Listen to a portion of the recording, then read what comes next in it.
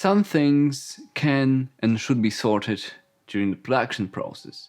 For others, they have to wait their turn in post-production. Today, I want to talk about Sibilance. Hi, it's Mike from Casefile and Casefile Presents. On this channel, I'm releasing videos on podcasting, so if you enjoy the content, you can hit the like button. What is sibilance? Sibilance is harshness in sound.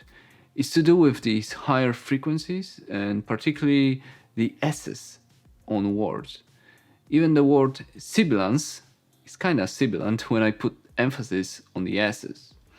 And that issue occurs during the recording process, and in my experience is down to the choice of the microphone, the distance that you've got from the microphone, but also to the person speaking. Some people are more sibilant than others. As far as the microphones go, it's usually the cheap condensers that are prone to that effect, to the issue, but also recordings with a limited frequency range. So if you record someone over the phone or the Skype session or Zoom session, usually the sound will be harsh and sibilant, and that's due to the limited frequency that these programs capture when it comes to audio.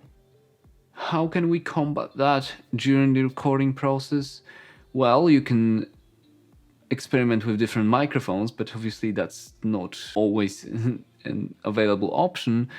Then you can sort of experiment with a distance from the microphone. Even try sort of speaking to it from the side, or maybe a bit from the up or below the grill. During my studies, our tutor, who was like this legendary recording engineer, said that when they were working and there was a problem with sibilance, they would take pencil and tape it to the grill, the front of the grill of the microphone, and then have the vocalist sing into that. And supposedly that helped. Now, I haven't tested it myself, so I don't know if that worked or if he was just joking on us. But if you haven't sorted it during the production process, then the burden of fixing the issue kinda is passed on to post-production. In post-production, we have few options. The simplest one is using EQ and cutting these harsh frequencies. But then, of course, we got dedicated plugins, de-essers, as well as processes that can help us to reduce the sibilance, the harshness of the sound.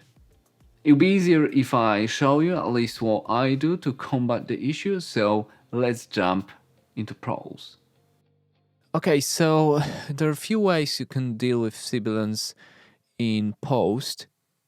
If you don't have access to de-essers and plugins that specifically deal with these kind of issues, the easiest is to do with EQ. So let's say we loop this bit, and then let me bypass all these EQs. We don't need that, and just get neutron EQ. Okay.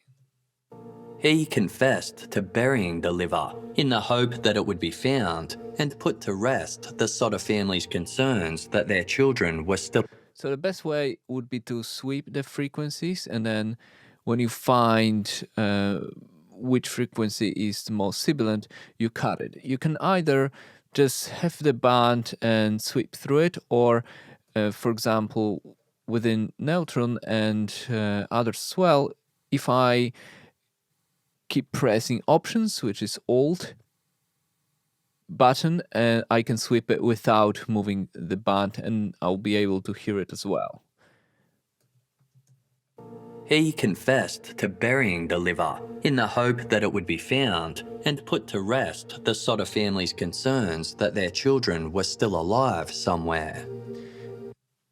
This dialogue's already cleared, so let's assume that this frequency is sibilant there. So what you do is you just... He confessed to burying the liver in the... cut it, and then you can adjust the cue how much you want to cut. And that's how I dealt with this problem for quite some time. The problem, of course, is that if you're cutting frequencies like that, it's not only the sibilance that you're cutting overtones, you're cutting the range of all the other sounds that are not necessarily bad. So I then went back and got some tools that help me to deal with sibilance. And the first is, let me send it to RX. So we can, if you send it to RX, your dialog.sibilant, you've got this module there called De-esser, and you can then set it how you like, and it gets rid of that sibilant sound. If you look at my module chain, that's the module chain I use for all the dialogue for case file, and then I adjust it a little bit for other projects. But as you can see, I run it through EQ, the plosive, the click, mouth, the click. But then I have two de-essers, and you can see that's the settings there. So it's 2 times the same settings, and it does darken the dialogue. So if you're working with music, obviously you want to watch out for that. But in terms of dialogue, I think it's a good compromise. So that's one way of dealing it.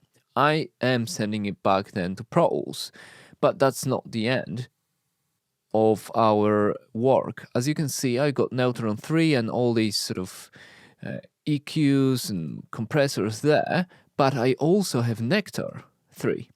And within Nectar, you have De-esser as well.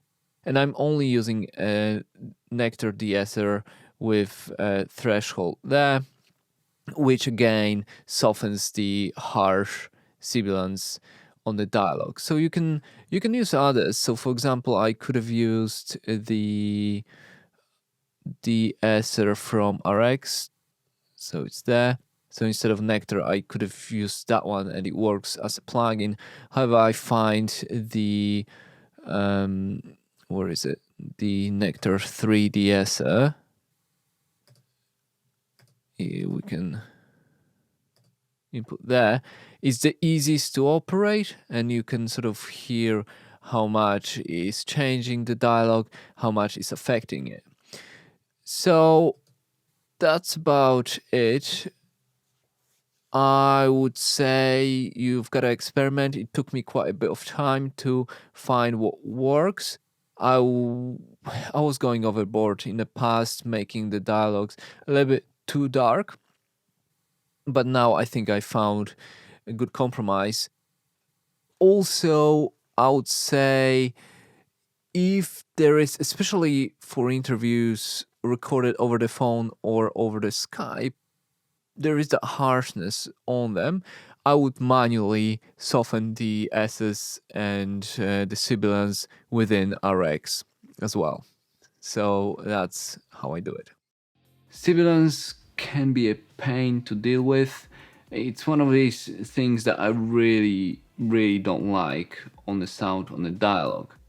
In the past, I kind of went overboard with the cues and the essers, and that made the sound, the dialogues, a little bit too dark, which I realized after a while. But then I went the other direction. So I made it more bright, more present. I've boosted these frequencies. And I went too far, only realizing it when I've tested the final MP3 export on wireless earbuds.